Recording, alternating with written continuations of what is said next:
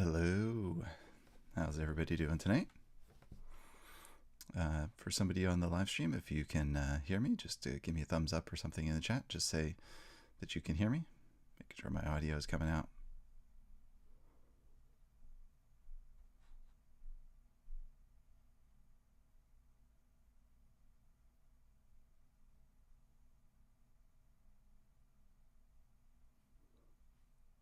So anybody attending the live stream can hear me?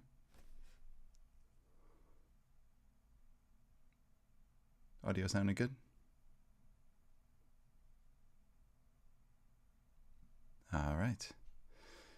Hello. My name is Dan Rodney, and this is the intro to Figma live stream. Oh, actually, let me just put my audio on here. Yep, that's all set. Okay, great. So today we're going to get an introduction to Figma. What are we going to be talking about?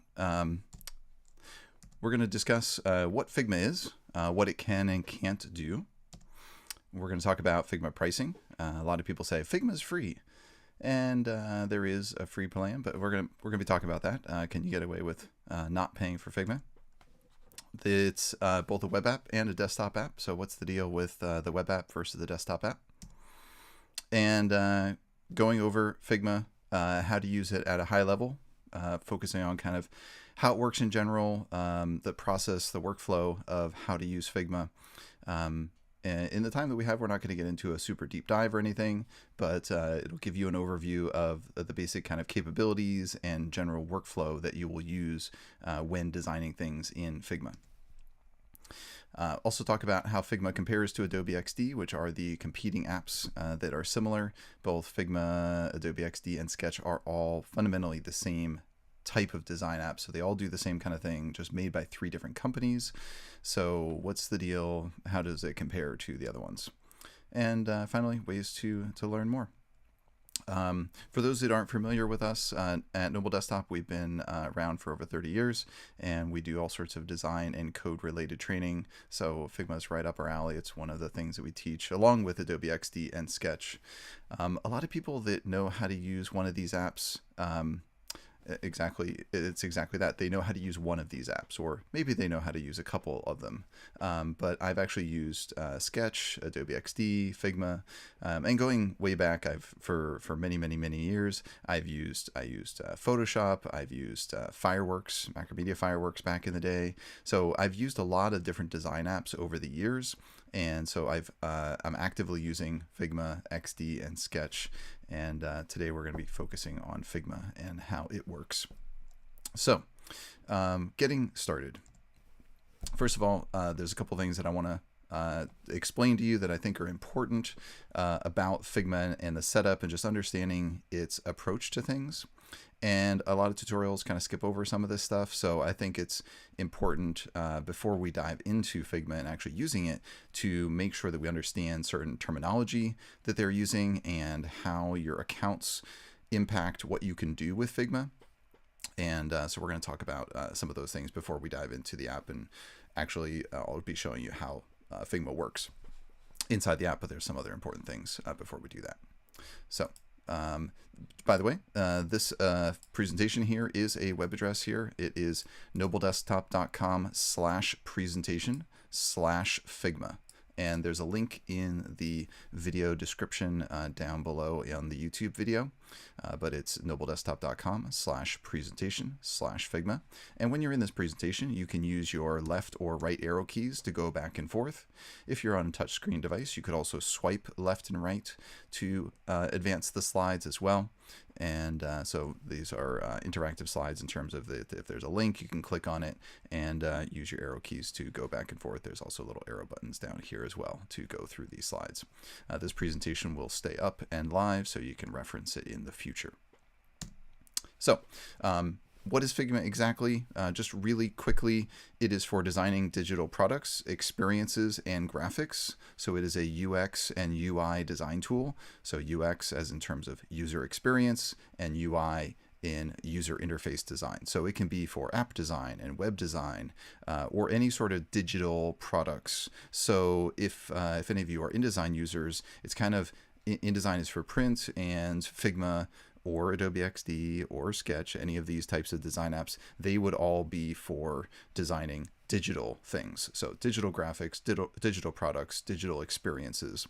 And because Figma also has a thing called FigJam, which is newer, they will call the regular kind of traditional Figma, they'll just call it Figma or Figma Design. So sometimes you'll see them call it Figma Design, and that's to differentiate it from FigJam. FigJam is a newer product that is also made by Figma, and it's for whiteboarding. I'm not going to be talking about that tonight. I'm going to be focusing on the traditional Figma or Figma Design part of things.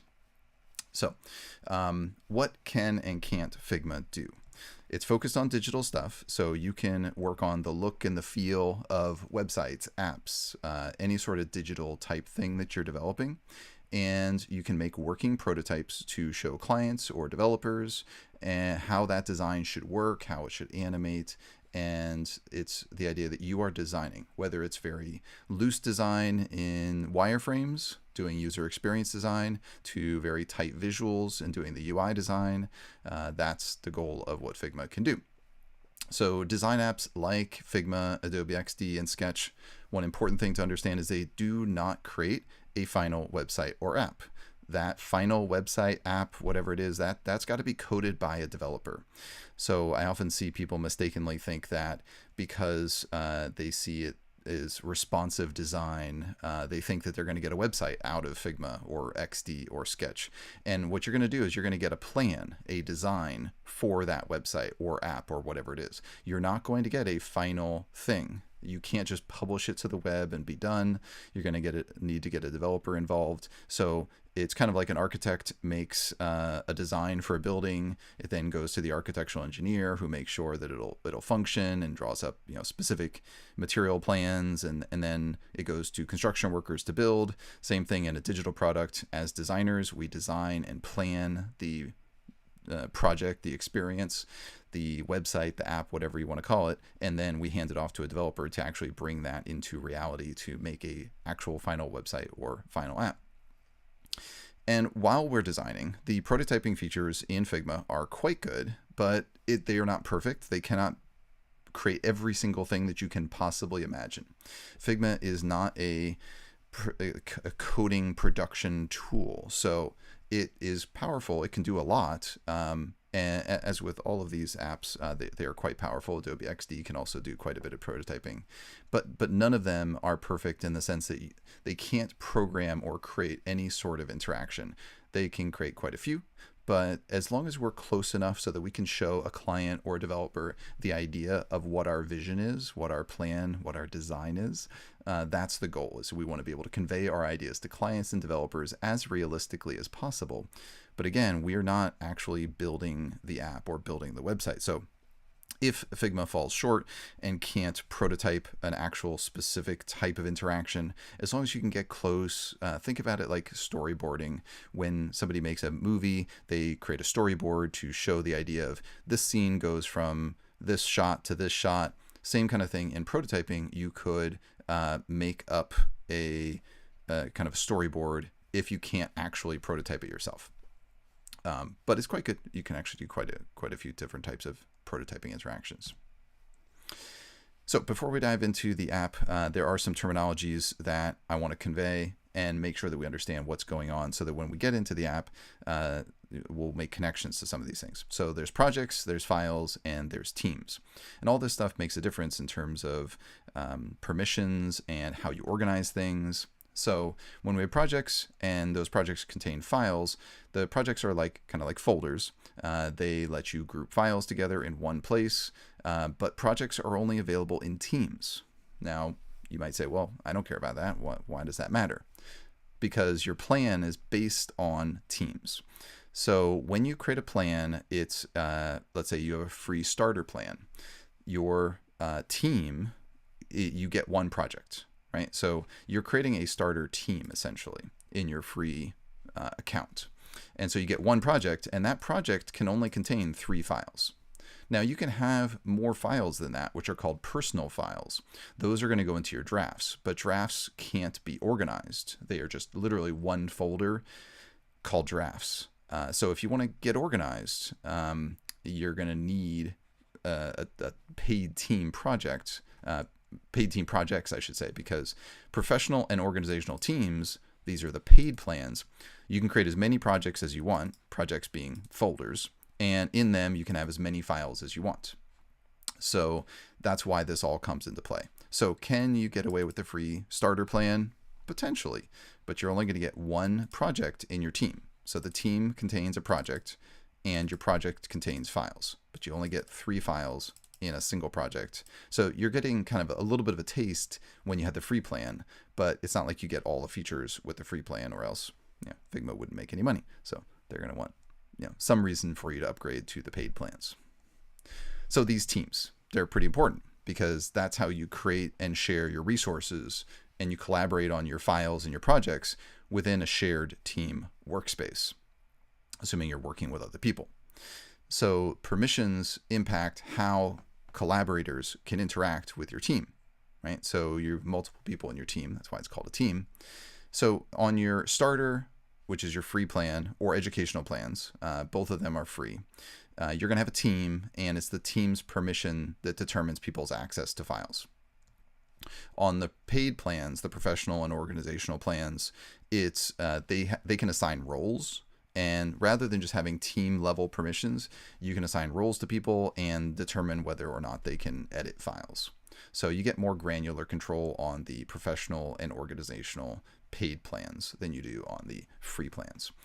Educational plans, if you are a teacher or a student, you can get a free plan, and you get a lot of the features of professional in terms of you can create multiple projects and you can have unlimited files. So you do get a lot of stuff if you're on the educational plan. So educational plans are almost like a professional plan, just slight difference there in your permissions that you do. If you want more to learn more about these specific permission things, you can go over to the help to learn more. Any of these colored things are links, so you can click it and it'll open up in a new window. So Figma pricing. Is Figma really free? There's a link here to their pricing. You can click on that.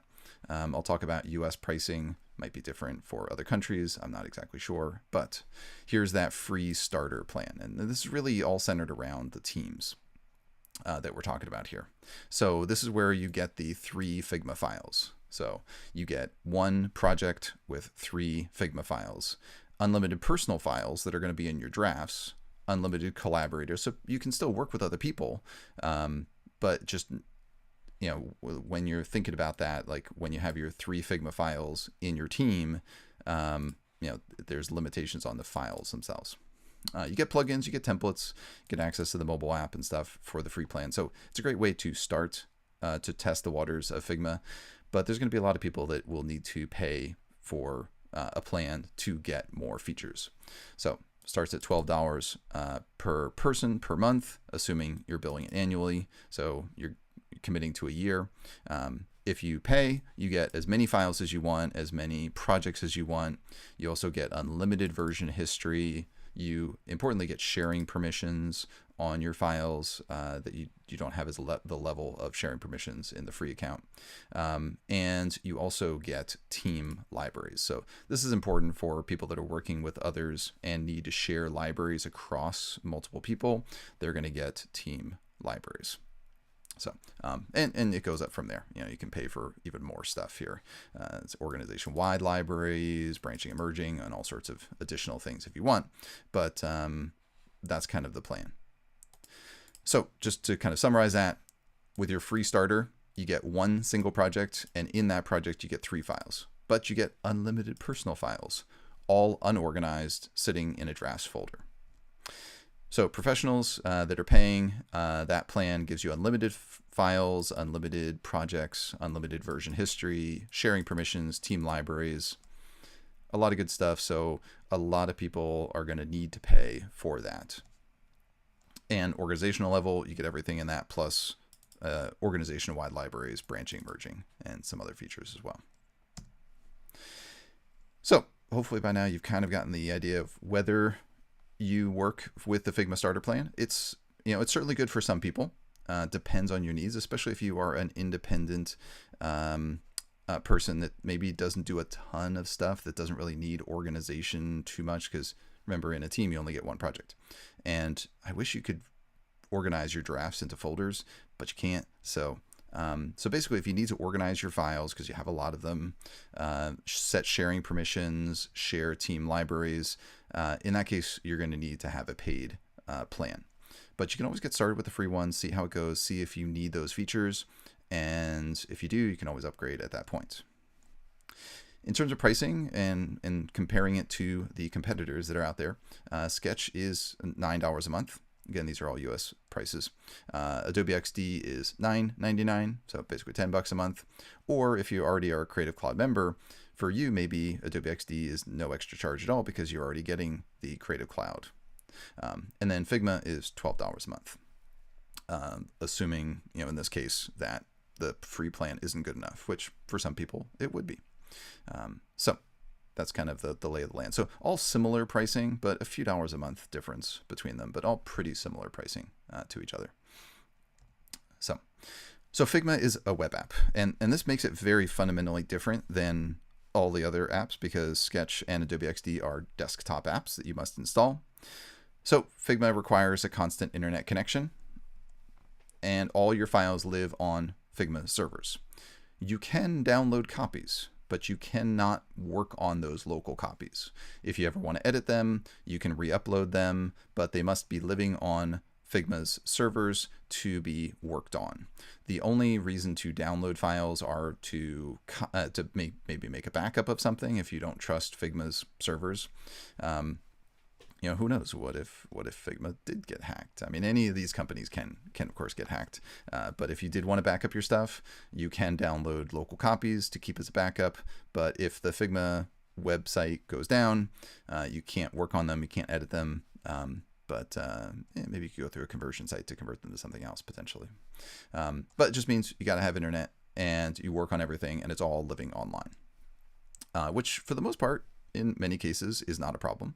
But just keep in mind that without the internet, you cannot create a file, you cannot open a file. You do not have an app, basically, when you don't have internet. So what if a file's open, though, and you lose internet? You can keep working. The changes are saved in your browser. And supposedly, even if you close the file and open it back up again, when you open it back up, the changes will resync to the website when the website goes up again. Haven't really tested that out a lot because it hasn't been a problem for me, but basically, if you don't have internet, you're going to try to launch Figma and you're not going to be able to launch it. Even if you have the desktop app, you're still not going to be able to create files or open them because they have to be online. They have to have an internet connection to work, which for some companies, I know like pharmaceutical companies and legal companies, because of rules and regulations, that can be a bit of an issue for certain industries because they need to maybe have things on their servers. I think those industries are probably going to have to come around somehow because all of these apps are going more and more online. So hopefully those industries will change along with the times, but just something to keep in mind.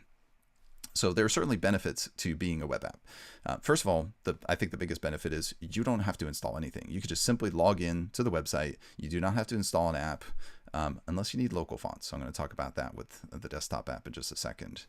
You do get access to all the Google fonts, but you don't have access to local fonts unless you install something. But for the most part, you could just go to figma.com, log in, start working, nothing to install, and that makes it nice and easy.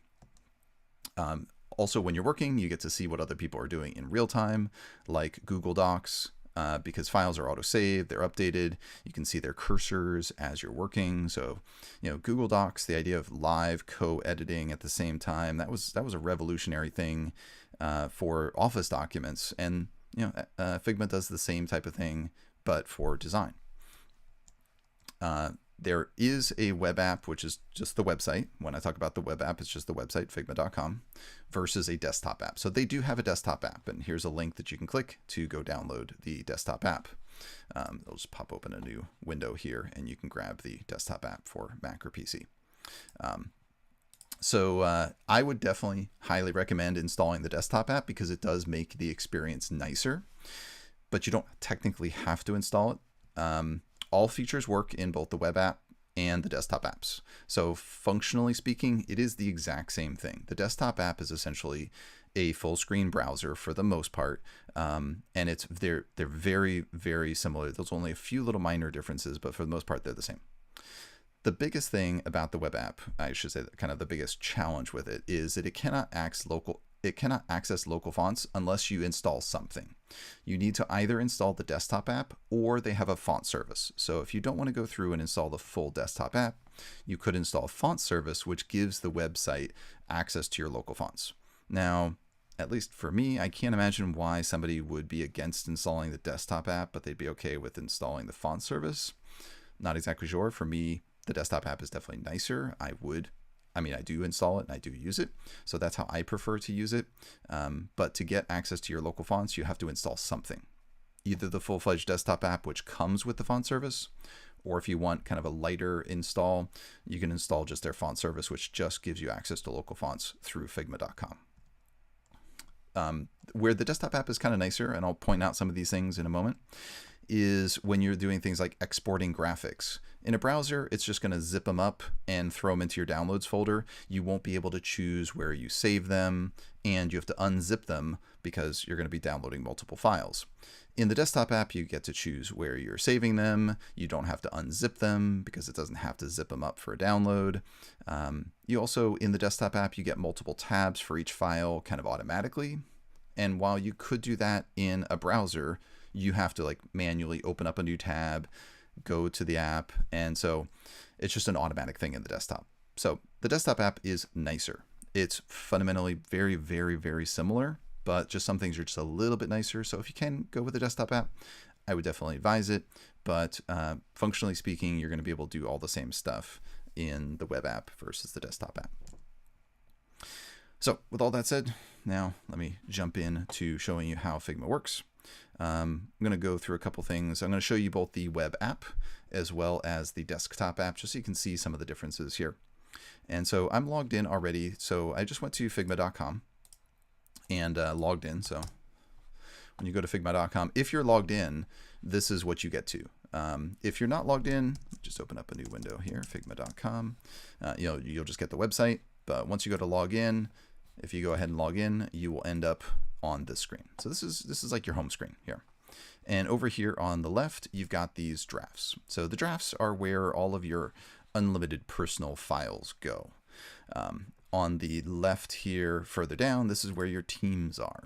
And so if you have a free team, you'll just have this one team here and one project underneath it.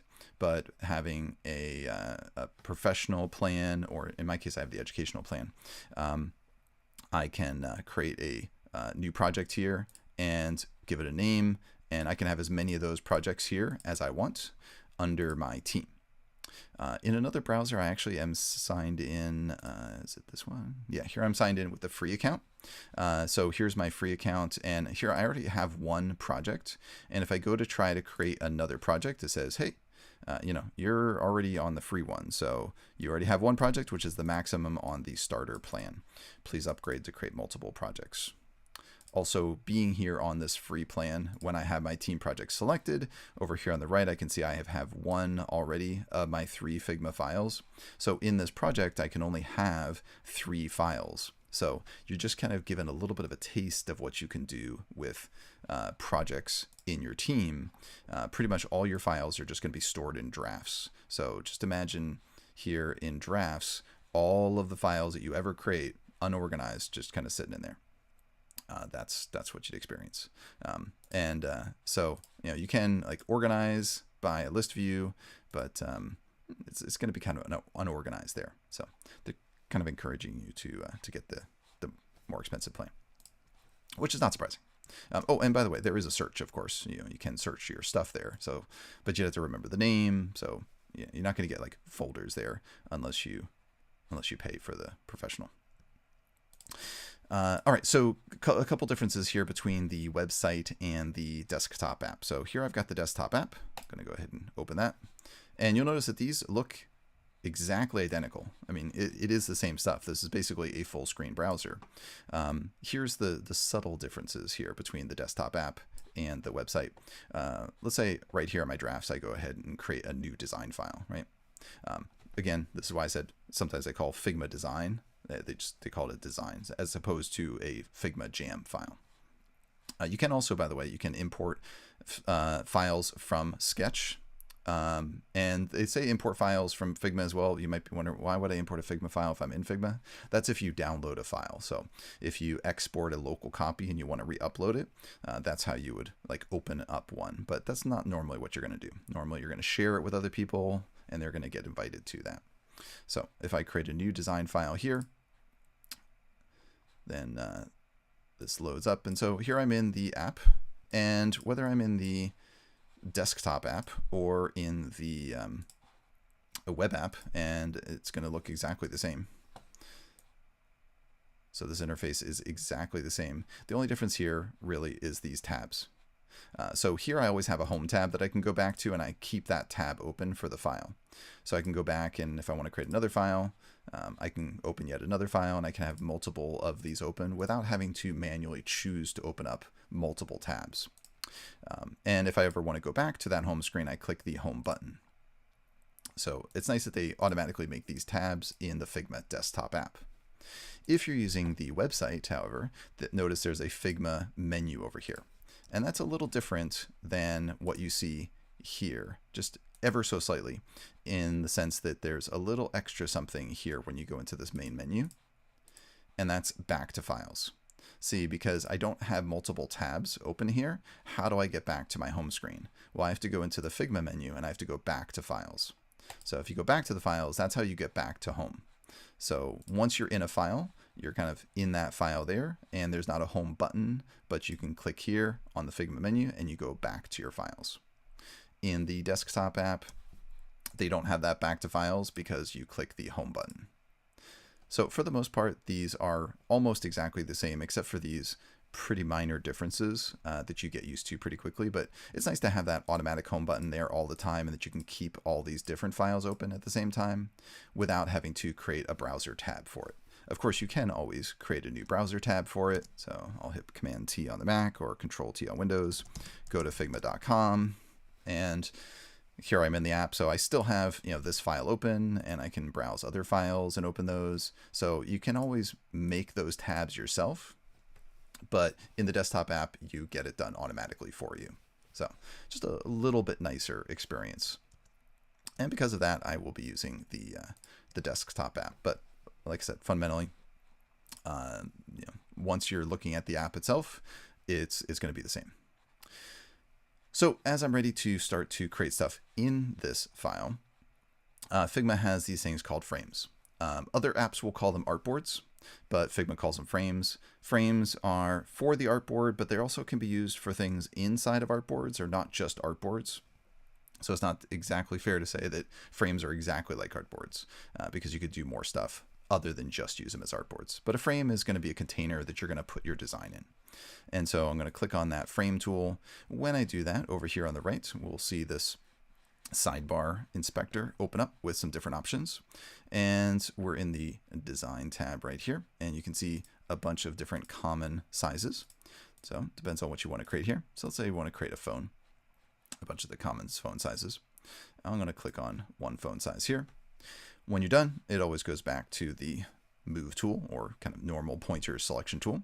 And if you want to create another frame or artboard, you can click on that button again, insert another one, and you can start to use the various tools to draw on them. So I could grab a rectangle, for example, and start to draw. Each time you choose one of these things that you want to create, notice how it keeps switching back to the selection tool. This is different than Adobe apps where you have to keep worrying about going back to the selection tool. In here, it's just kind of automatic. Once you're done with doing something, it always goes back to your selection tool when you're all done here. You can hold your spacebar, normal key for moving around in your design app. So hold your spacebar to scroll around. I don't actually have scroll bars to go here, so got to use my spacebar to do that. You can come up here and choose the hand tool, but the spacebar is much easier to do that with. I'm going to click on these things and delete those to get rid of them. In fact, I'm going to delete this artboard too. Files are automatically saved as you work, so you don't need to worry about saving any of your files. In terms of naming this, right up here is your file name. So it notices this is saved into drafts as untitled. I can click on that name and give this a name. So this is going to be for 4A Cafe, and that's now my file name, and it's stored in drafts. If I click on drafts, I can move it to a different project. And if I want to create a new one, I can come over here to my team and click the new project button. And I'll call this my 4A Cafe design. Anybody in my team can edit that. Or I could say, oh no, other people on my team could only view it. Or, oh, I only want to give people that I want to give access to it and by inviting them. I'll let anybody in my team be able to edit, which means they can view and edit that. So now I have that project in my team, and I can choose to move it there. So now it's in the 4A Cafe design, and this is called 4A Cafe. So going back, just so we can see where that got stored, back here in my home, notice I now have my team with my project in here, and I can see that file there, and I can double click on it to open it. And now I'm back in. So savings are done automatically for you. You don't have to worry about that. I can name this, so I can call this phone, so it's not iPhone specific branding there. And now I can start to design in here. If I want to import a graphic, we've got our different shapes here. If I click on the arrow, I can see different things that I can insert, vector shapes that I can draw. I can place images in here. I can drag and drop if I want to, or I can choose to place an image. And I'm going to go to my desktop here where I have some files for my 4A Cafe, and I've got some logos here. And which one do I want? I think it's this one that I want. Yep, that's the one that I want. So you can import, for vectors, you can import things like SVG files, scalable vector graphics. For photos, you can import things like JPEGs and PNGs. They're not going to support the Adobe native file types if you're used to Adobe apps, but you can save as an SVG, a JPEG, a PNG, those types of standard graphic formats that you can bring in. So I'm going to bring in this SVG here. I'm going to click on here to bring it in. This has actually been brought in as a frame. Sometimes when you import things, they come in as frames rather than groups. And frames have some slightly different properties than groups, so I'm going to actually just switch it over to a group. How do I know it was brought in as a frame? Well, first of all, over here you can see a frame, but also over here in my layers panel, I see the little icon for frame, which is that little hashtag looking thing. And when I switch that over to group, notice it looks like just a little dashed outline there. So in that group there's a bunch of different vector shapes. And if I double click to go into that group, you can manipulate the things that are in that group, of course. You can undo those things, which bring me to the menus. So let's say you're going to use menus. If you're on the Mac in a desktop app, you have all your normal menus that you would expect. But when you're on a PC, you don't have that menu bar. And when you're in the web app, you also don't have that menu bar. So how does it work there? Let me switch back to Firefox here. So let's say you're in a design and you're in the web app. Here, if you're in Firefox or Chrome or whatever browser you're in, you're going to get your normal browser features, right? So the menu for Figma is this menu over here. So the Figma menu, you click on that, and that's where you get all your file menu, your edit menu, all that good stuff there. So that's your menu system over there. So on Windows, you always have to go over here, even in the desktop app. And all web app users have to go into the menu over here. It's only Mac users that are in the Figma desktop app that get access to these top level menus. I don't know why they didn't implement those on Windows. They could have, surely, but for some reason they didn't. Now, if you are using the desktop app, even on a Mac, you can still go over here and get the standard menu that you would get like you are on Windows or in the web app. So you get access to that, but I like that on the Mac, you don't require an extra click to get into these. So like here, I could just click on Object instead of having to click here to go to Object.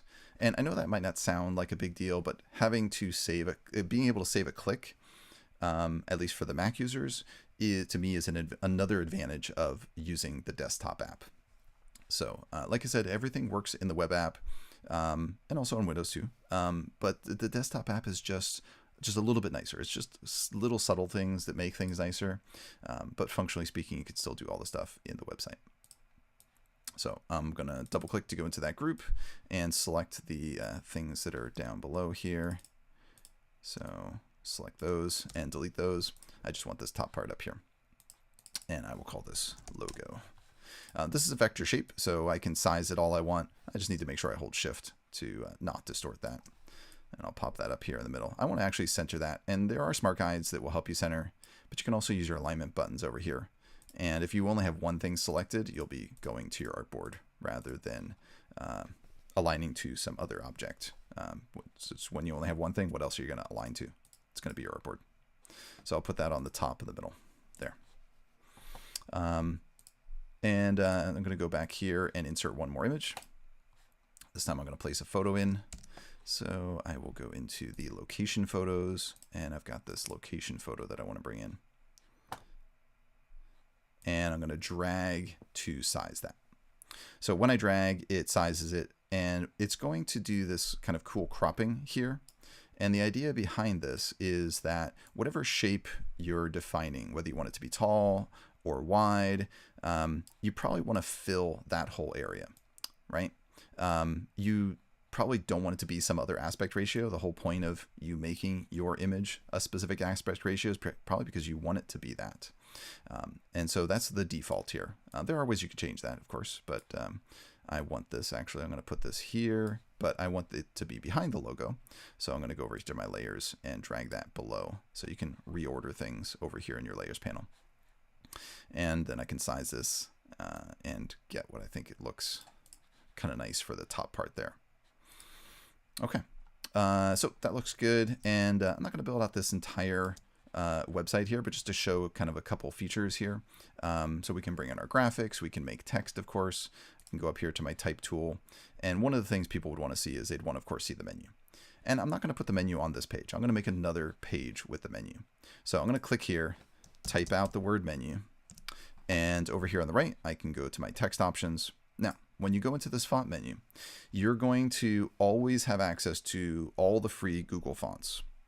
So if you're not familiar with Google Fonts, when you go to fonts.google.com, there are a lot of fonts that are available here for you to use. And these are all free, and lots of designers are currently using these. So you might very well already be familiar with those. You're going to get access to all of those built into the Figma Web App or desktop app, no matter what.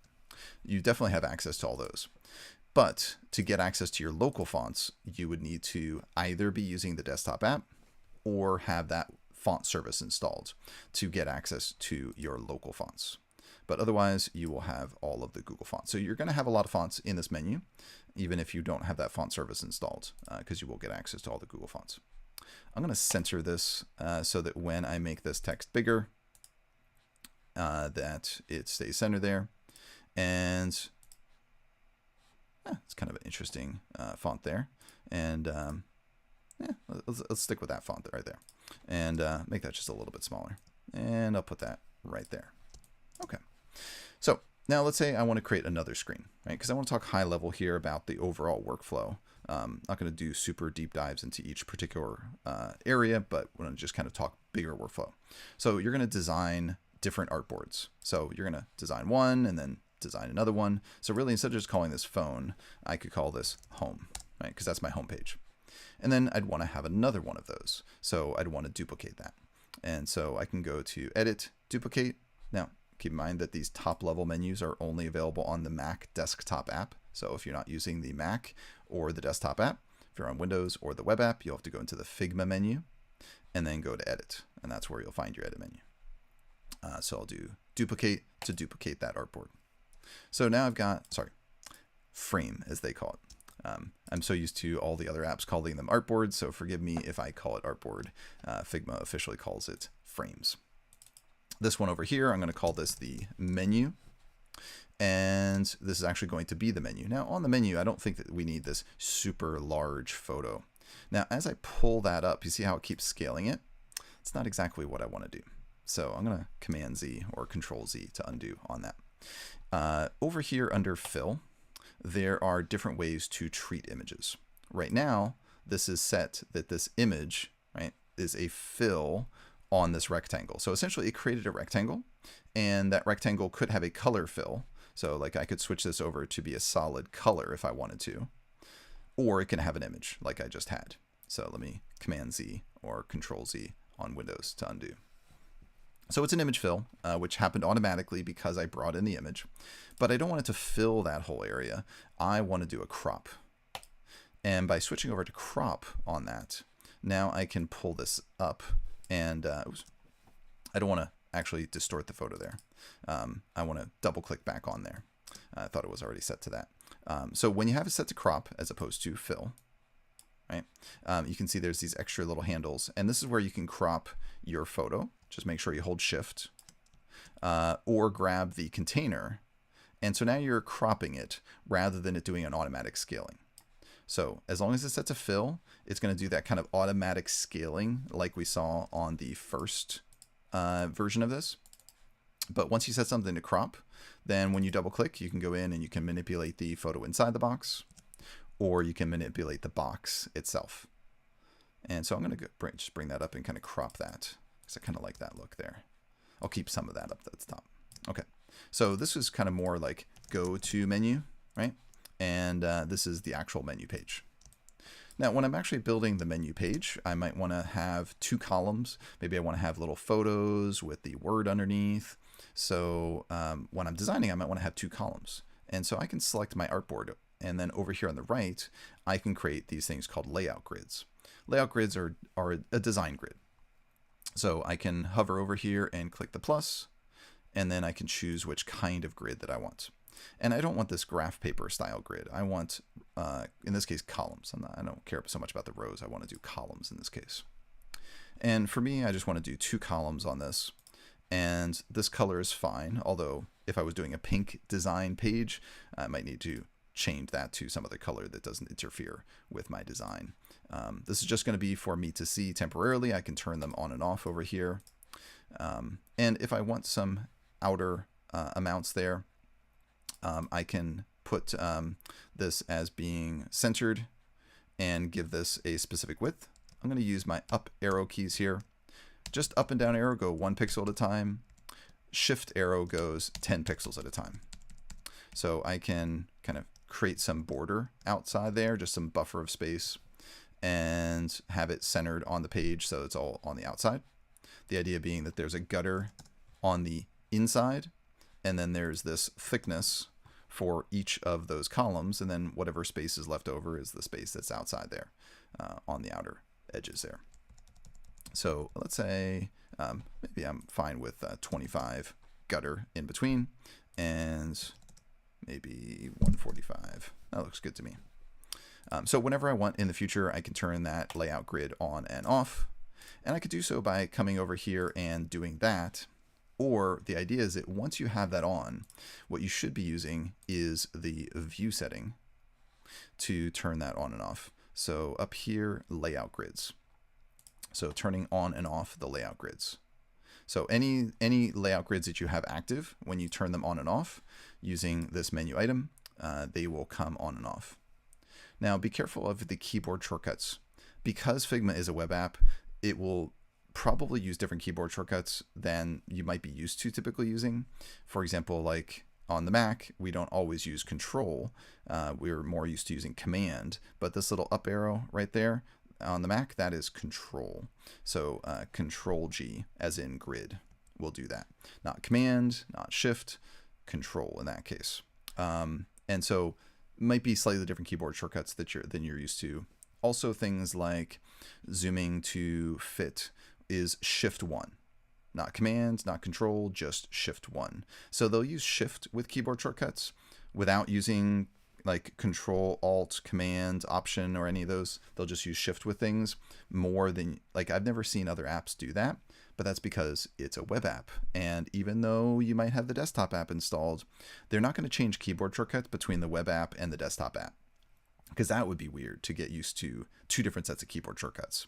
So just keep that in mind, that the keyboard shortcuts might be a little bit of a different style of the kind of keys that you hold down compared to your normal pure desktop app experience with like Adobe apps and Microsoft apps and stuff.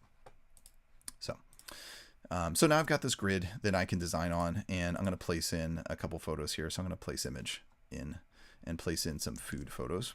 So let's say I grab in some artichoke. Takes a moment to upload that photo. Can drag it in there, and this is by default it's doing that scaling like so. There we go. And I'm going to do one more. Insert another image here, and this one will be the arugula pizza. There we go. Draw that one in there and size that up there. As I'm doing this, I do not need to be holding shift, because as long as this is set to fill, it's always doing so proportionally. So I don't have to worry about distorting that photo that's in there, like so. And then, I could add some text down below that. So once I'm done, if I don't want to see that grid anymore, I can go into the view and turn off my layout grids, and then I could just see the final result there. Now, you'll go through, you'll design, you put text, photos, design the whole thing, make it look nice. Then in terms of workflow, what are you going to do next? Well, it might be nice to give somebody a walkthrough so they can click on something, go to the next page. And so that is the prototyping. So we've got design, prototype, inspector, kind of like the three steps of your workflow, if you will. So I've got my design. Let's say that's done. I go to prototype. Now the prototype, I had chosen an iPhone 13 mini when I originally created these artboards here. And so that's already been set. If you don't like the midnight color, if you like pink or something, you can even choose different colors there. Your design is going to appear in the preview of this, so you're actually going to see it, and you can actually change the background color for what that's going to be on. So it depends on your design there. But in the prototype mode now, what I can do, because now I'm not in design mode, I'm in prototype mode. Now I can select things, and I've got this new little blue circle over here. So that was not there in design mode. It's there in prototype mode. So now I can grab that little circle, and when I hover over it, it turns into a plus, and I can drag that to the artboard that I want to go to. So I just drag that over. So when I tap, it will navigate to the menu page. And right now, it'll just do it instantly, although there are some different animations that you can do. Let's say I move, let's have it slide in. I think slide in will be kind of cool.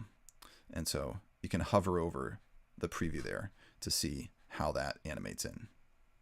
So, and it'll animate in from the right there. So I like that. We'll say that's good. So that's the interaction that I just added, right? So if I ever select this again, I can see that that interaction is there, and I can always click on that to open up the interaction details again.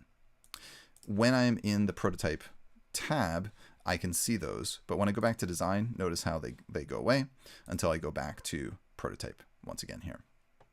And this is right now, it's called flow 1.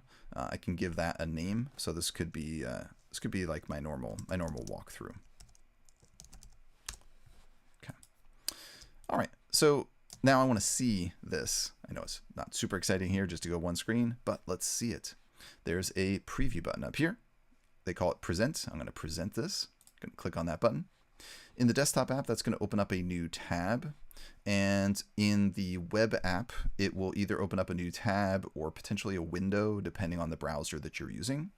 So here I go. And now I can actually click on that, and look at that. It does a little animation.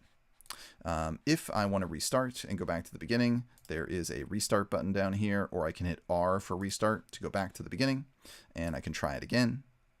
Now notice that this is in an iPhone, and I did not accommodate for the top bar where there's normally like time and battery and that sort of stuff. So I can keep this design open, and even in the web app, if you have another browser tab or another window that it's opened up in, you can always just keep that open because it will live refresh. This is connected to your design. So if you do anything on your design, like you change your font, like maybe you didn't like that design, you didn't like that font, and you change it to something else, when you go back, that's going to instantly change.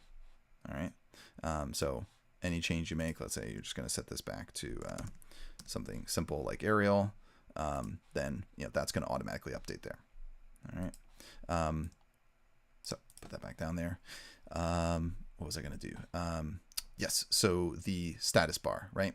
Another thing I could do, if I don't want to put in a status bar, if I just want to kind of deal with this quickly, I can go back over here to my design, go back to the prototype, and instead of doing an iPhone that's got the notch, I could switch back to, let's say, an iPhone the same width, so 375. The old iPhone 8 is also 375. It's a little shorter, but the iPhone 8 didn't have the notch, so I could also choose that, and you can choose which style you like here. And when I come back, now you'll see that it's in the iPhone 8 style. So now you'll see it doesn't deal with the notch. So of course, you can always put in some artwork for the notch and do that. But I also just wanted to show you that now that I have an artboard that's too tall, it has to scroll up and down because you're going to have content that, of course, is too big. So as this artboard gets taller, then you will have to swipe down or scroll down to get to that excess content that comes down below. You can also use your left and right arrow keys when you're in this preview as well. And just to show you the web app experience, since not all of you will be using the desktop app, I'm going to come back over here. Now here I'm in this case, I'm in Safari and I'm logged into the same account. So that means I still have access to my team, my project, and my file in my project. So I can double click on it and open it up. And so I can actually have this open in both the web browser and the desktop app. And now I actually get to see myself twice. Hey, if you ever wanted to clone yourself, this is the way to digitally clone yourself. So here in the web app itself, if I ever want to go to present, in Safari, they block the pop-up window. So you have to click on this little button over here, and that will open up the window. So they're going to open up in a separate window, and you have to not block that. So you have to kind of choose to unblock it. In most other browsers, it just opens up in a different tab, but I just wanted to point that out if any of you are Safari users, that it's not going to pop open in a new tab. So just slightly different experience there. So something to keep in mind with that present. Let me switch back here. So I've designed something, I've prototyped something, and now I'm ready to share it with someone. So when I'm in this present mode, which if I had ever closed it and come back here, I can go to this present button again to open it back up again. And in here, I want to share this prototype. So up here at the top right, I can share prototype. If I want to invite specific people to this, I can put in their emails here, or I could just say, hey, so I could say only people that I invite, or I could just let anybody with the link. And I can choose, can anybody with the link edit? Can anybody with the link just view it? Can they view only the prototype, not the file itself? And in this case, I'll just let anybody view the file. So they could view the file or the prototype. They could view any of it. And I'm going to copy that link. So this makes it easy in this case because anybody with the link can view it. So a client or a developer could go to this link in a browser. So here in Chrome, if I go to figma.com, I am not currently logged in this browser here. So I'm going to paste that link. So this is something you could email to a client. Now I'm not logged in, and notice how it even says log in or create an account. So here I'm kind of the anonymous person here, and I can go through and I can work with this and interact with it and see, which is pretty cool. That people can go in and experience that. If they log in to an existing account or they create an account, which can be a free account, then they can add comments. So for example, if I go to add a comment, to be able to comment, they have to have an account. Again, it can be a free account, but they do have to have an account to be able to comment. I can even sign in with a Google account if they don't want to like remember a username and password. So it does make it pretty easy for clients to collaborate with you, but that way, by forcing clients to log in either with a Google account or to create a new one, you would know who they are and you'll know who's leaving that comment. But if they do log in, they can leave comments there. And the cool thing about comments is they'll actually be integrated into the into your experience here. So you can even write comments yourself to either other team members or to clients. You can add a little comment there, click and say, what do you think of this font? And then other people will be able to see that particular comment there. Um, so, so in terms of workflow, you design, you prototype, and then you share. These files live in Figma, so when I close it, that file is going to be there. In this case, in my team, under a project, so that other people would have access to it. So I gave everybody access to this project in my team. So if I have other team members, they can go in and they can work on this, and we can all work at the same time. And so you'd see the cursors moving around. So you'd see all the people up here that are currently working in the file. You get to see them working. You get to see them doing stuff. It's a pretty cool experience. If you've ever worked on Google Docs, pretty similar experience to that. So in terms of using Figma, that's the general kind of workflow at a high level of all the kind of the high level of what it does. Obviously, there's a lot more features of what it can do. So let me go back to my presentation here and talk about a couple other things. So with Figma versus Adobe XD and Sketch. Sketch is a Mac-only app. Adobe XD and Figma both work on Mac and PC. Figma even works on Linux because it works in a browser, so you can even use it on more platforms. So that's one thing that is, even though a lot of designers use Mac, for some companies that use Windows, that could be an issue. So XD and Figma both work on both platforms. Figma only works online. Files must be stored online. For some industries, that could be a problem. For most industries, it'll be fine. But Adobe XD and Sketch let you choose. You can work locally or you can work online. Now, there are going to be more things that work online, and some features you have to have internet, you have to share online, and more features are requiring internet more. But Adobe XD and Sketch let you store your files locally and work locally if you want to. So that is a choice, whereas with Figma it's not. So if you work somewhere where you don't always have internet, if you're on planes or trains or things that don't have good internet connection, in that case, XD and Sketch are better than Figma. Figma does require always on internet, which, yeah, again, for a lot of people, that's not a problem, but just something to keep in mind. More things here. Sketch does not have a free plan. They have a 30-day trial, but they don't have a long-term free plan. Adobe XD does have a free plan, which they call the starter version. They do really hide it, so this link takes you to it. If you just go to the Adobe XD website, at least the last time I did, it was kind of hard to see it. But you can get it for free with the starter plan. But like Figma, there are limitations.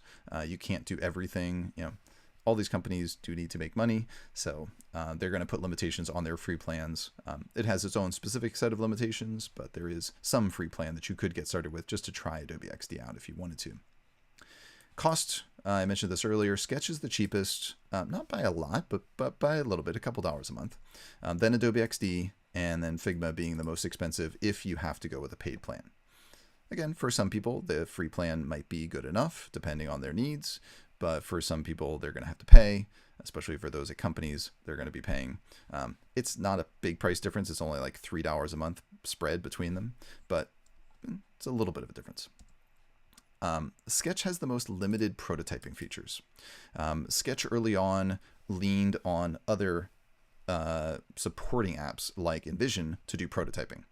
So they did not build prototyping and animation features in until very late. So they've only added basic prototyping, whereas Adobe XD and Figma both have very strong prototyping and animation features.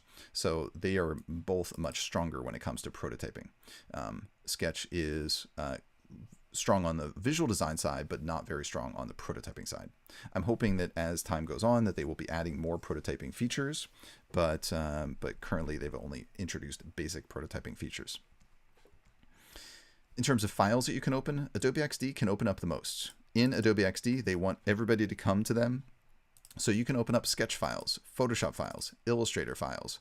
You can open up almost all other types of files. They knew that they were late to the game, so they wanted everybody to switch to them, making it as easy as possible to switch from other kind of design apps.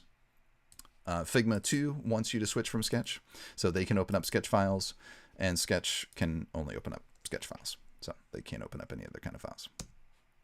Adobe XD, unsurprisingly, integrates better with Photoshop, Illustrator, and even After Effects. You can send your designs over to After Effects to animate. So that's not surprising. It's an Adobe app. Yeah, what do you expect? Figma had an early lead in terms of online collaboration. But since then, Adobe XD and Sketch have since added online collaboration as well. I know that on the Figma website, when you look at Figma compared to Adobe XD and Sketch, they kind of throw some shade on their online collaboration features. They're like, oh, well, it has to sync. It's not as fast. And, they all have different online collaboration features, and and they work well in Sketch and Adobe XD. There is one comment that they make that is valid, and that when you're working with comments are integrated into Figma, so that when you're in Figma, you get to see the comments directly in the Figma app like you saw. But in Adobe XD and Sketch, they're only on the website. They're not integrated into the apps themselves. So you always have to go to the link. You have to leave the app to go to the link to see your comments. So in that one sense, they're not quite as integrated, but they do have the online collaboration features. So that's important, especially as more people are working from home. You can collaborate online with any of these apps. In terms of job market, this is something that's fluctuating. So for those of you who were watching this around the time of recording, it's true now. I don't know 6 months from now, a year from now, I don't know what the job market's going to be like. But at the moment, we currently see more UX and more UI jobs asking for Figma and Sketch than Adobe XD.